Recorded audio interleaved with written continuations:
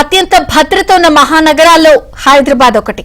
చుట్టూ వేలాది సీసీ కెమెరాలు, ఎల్లప్పుడూ అప్రమత్తంగా ఉంటామని చెప్పే పోలీసులు కనిపిస్తూ ఉంటారు. ఇదంతా నాణానికి ఒకవైపు. అయితే పోలీసులు కళ్లుగప్పి నగరంలో యథేచ్ఛగా తిరిగే ఉగ్రవాదుల మూలాలు మరోవైపు కనిపిస్తాయి. దేశంలో ఎక్కడా ఇలాంటి అసాంఘిక అవాంఛనీయ ఘటన జరిగినా దానికి హైదరాబాద్ లింక్ ఉంటోంది. ఈ క్రమంలో నిఘా ఏజెన్సీలకు ఎక్కువ పని కల్పించినది హైదరాబాద్ మహానగరమేనని చెప్పక తప్పదు.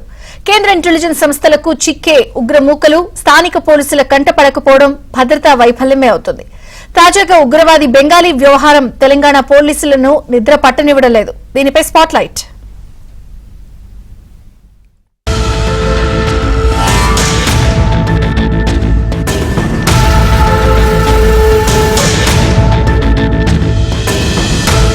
హైదరాబాద్ పాతబస్తీ, మలక్పేట్, చాంద్రాయణగుట్ట, రాజేంద్రనగర్ పరిసర ప్రాంతాల్లో భద్రత ఓ పెద్ద సవాల్గా మారింది.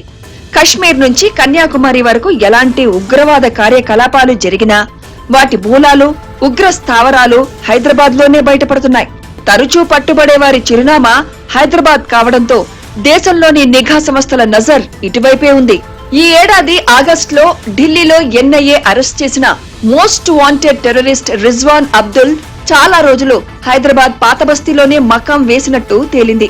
సైదాబాద్ లోని గ్రీన్ వ్యూ అపార్ట్మెంట్ లోనే చాలా నెలలు తలదాచుకున్నట్టు ఎన్ఐఏ విచారణలో బయటపడింది. దీంతో రిజ్వాన్ ను వెంటబెట్టుకుని ఎన్ఐఏ అధికారులు గ్రీన్ వ్యూ అపార్ట్మెంట్ లో సోదాలు నిర్వహించారు.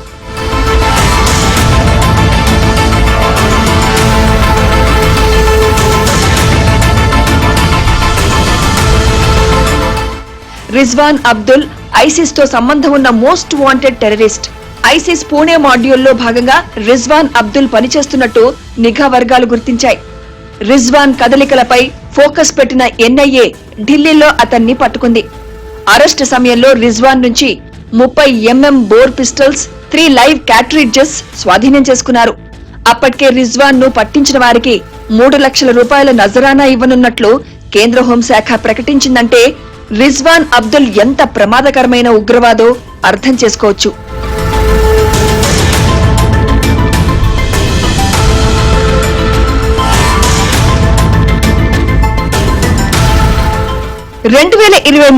మే 24న ఎన్ఐఏ అధికారులు అనేక మంది ఉగ్రవాదులను అరెస్ట్ చేశారు.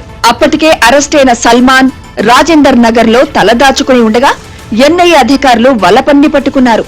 అనంతరం 2 ఇళ్లల్లో తనిఖీలు నిర్వహించారు. హక్ ద్వారా సల్మాన్ రిక్రూట్మెంట్స్ చేస్తున్నట్లు అధికారులు గుర్తించారు. ఇదిలా ఉండగా 2 ఏళ్ల క్రితం హైదరాబాద్ లో మరో టెర్రరిస్ట్ అరెస్ట్ తీవ్ర కలకలం రేపింది. గతంలో మధ్యప్రదేశ్, తెలంగాణ పోలీసులు సంయుక్తంగా జరిపిన సోదాల్లో హైదరాబాద్ లో 6 అరెస్ట్ అయితే వాళ్లతో సంబంధం ఉన్న మరొక వ్యక్తిని ఎన్ఐఏ అరెస్ట్ చేసింది.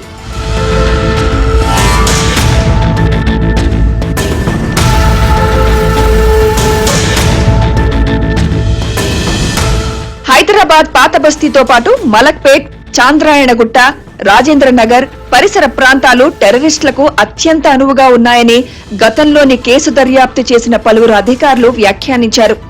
ఈ ప్రదేశాల్లో జనసమూహం ఎక్కువగా ఉండడం, పోలీసుల నిఘా నుంచి తప్పించుకునేందుకు అవకాశాలుండడంతో హైదరాబాద్ వారికి అడ్డాగా మారింది.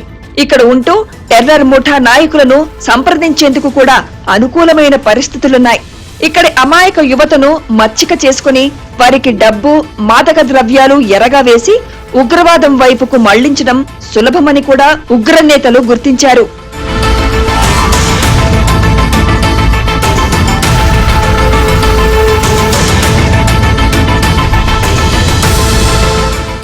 హైదరాబాద్ నగరంలో జరిగిన జంట పేలుళ్లు, లుంబిని, గోకుల్చాట్ బ్లాస్, మక్కా మసీదు పేలుళ్లతో పాటు కేరళ, జమ్మూ కశ్మీర్, గుజరాత్ రాష్ట్రాల్లో ఉగ్ర కార్యకలాపాలకు హైదరాబాద్ నుంచి స్కెచ్ వేసినట్లుగా గుర్తించారు.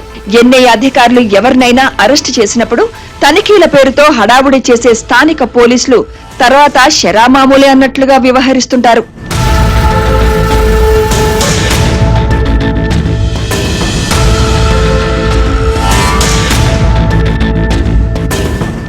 హైదరాబాద్ పాతబస్తీతో పాటు అనేక ప్రాంతాల్లో అదృశ్యమైన యువకులపై పోలీసులు దృష్టి పెట్టారు. గతంలో కనిపించకుండా పోయిన వారి ఆచూకీ ఇంకా లభించలేదు. వారిలో చాలా మంది దేశం దాటిపోయి ఉగ్రవాద గ్రూపులతో చేయి కలపడంతో పట్టుకోవడం దుర్లభమవుతోంది. హైదరాబాద్ గురించి బాగా తెలిసిన వాళ్లు కావడంతో వారంతా ఇక్కడి యువకులకు ఆన్లైన్లో ఉగ్రవాద శిక్షణ ఇస్తున్నట్లుగా భద్రతా దళాలు అనుమానిస్తున్నాయి.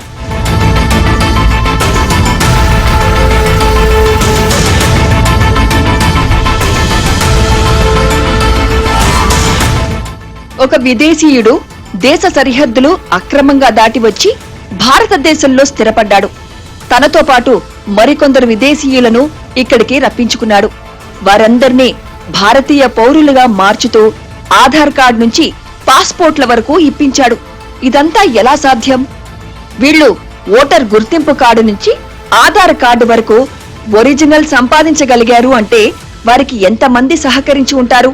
వీరందరికీ పాస్పోర్ట్లు సైతం వచ్చాయంటే ఎంతమంది పోలీసులు వీరికి సహకరించి ఉండాలి? ఇప్పటి వరకు ఎంతమంది విదేశీయులు భారతీయులుగా చలామణి అవుతున్నారు? దేశవ్యాప్తంగా ఈ ముఠాకు ఎక్కడెక్కడ అనుచరులున్నారు?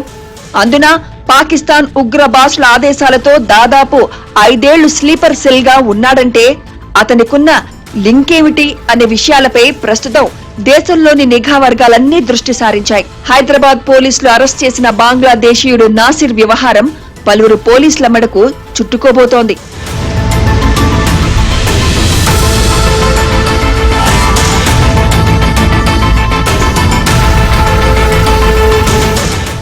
బంగ్లాదేశ్ నుంచి దాదాపు 30 ఏళ్ల క్రితం పాకిస్తాన్ కు వలస వెళ్లిన నాసిర్ ఉగ్రవాద తండాల బాస్ అయిన జబ్బార్ తో కలిసి హుజీలో సభ్యుడయ్యాడు. జబ్బార్ ఆదేశాల మేరకు రహస్యంగా భారతదేశంలో ప్రవేశించిన నాసిర్ 5 ఏళ్ల నుంచి హైదరాబాద్ లో నివసిస్తున్నాడు. తాను స్థానికుడినే అనే విధంగా అందర్నీ నమ్మిస్తూ స్థానికతకు అవసరమైన అన్ని రకాల గుర్తింపు కార్డులను పొందాడు. ఆ తర్వాత స్లీపర్ సెల్ గా కొనసాగుతూ హైదరాబాద్ దిల్సుఖ్ నగర్ లో బాంబు పేలుళ్లకు పాల్పడిన బంగ్లాదేశీయుడు జియా ఉర్ రెహమాన్ ఆ పేలుళ్ల తర్వాత దేశం వదిలి పారిపోవడానికి అవసరమైన సహాయ సహకారాలు అందించాడు. పాకిస్తాన్, బంగ్లాదేశ్, మయన్మార్ దేశాల నుంచి భారతదేశంలోకి అక్రమంగా చొరబడిన వారికి భారత పాస్పోర్ట్లు నాసిర్ ఇప్పించగలిగాడు అంటే అతనికి పాస్పోర్ట్ వెరిఫికేషన్ లో కీలక పాత్ర పోషించే పలువురు స్పెషల్ బ్రాంచ్ సిబ్బంది సహకరించారని స్పష్టమవుతోంది. నాసిర్ ద్వారా పాస్పోర్ట్లు సంపాదించిన వారు ఏ రాష్ట్రాల్లో ఉన్నారో తెలుసుకునేందుకు కేంద్ర నిఘా వర్గాలు ప్రయత్నిస్తున్నాయి.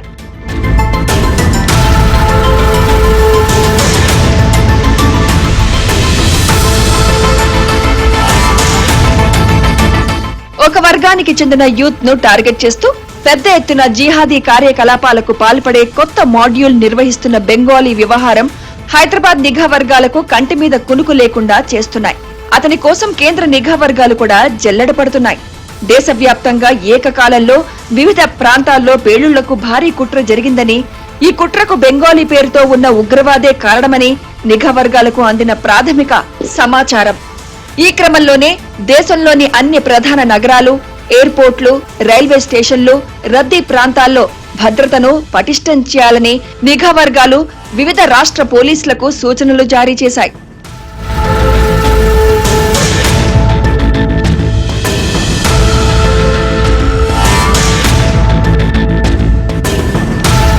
పాకిస్తాన్ సీక్రెట్ సర్వీస్ కు చెందిన ఏజెంట్ జిలానీతో సహా ఇటీవల పట్టుబడ్డ కొందరు ఉగ్రవాదులు జరిపిన ఈమెయిల్ సంభాషణను నిఘా వర్గాలు గుర్తించాయి. ఈ చాటింగ్ సంభాషణలోనే తొలిసారిగా బెంగాలీ గురించి నిఘా వర్గాలు తెలుసుకున్నాయి.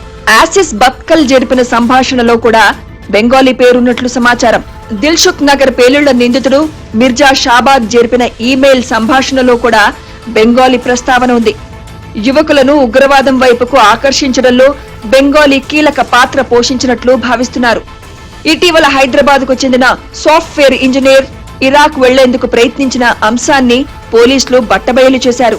గతంలోనూ 6 హైదరాబాదీలు ఐసిస్ లో చేరేందుకు ప్రయత్నించినప్పుడు కూడా వారిని పట్టుకుని కౌన్సిలింగ్ ఇచ్చారు. వారంతా బెంగాలీ ప్రభావానికి లోనైన వారని అంచనా వేస్తున్నారు.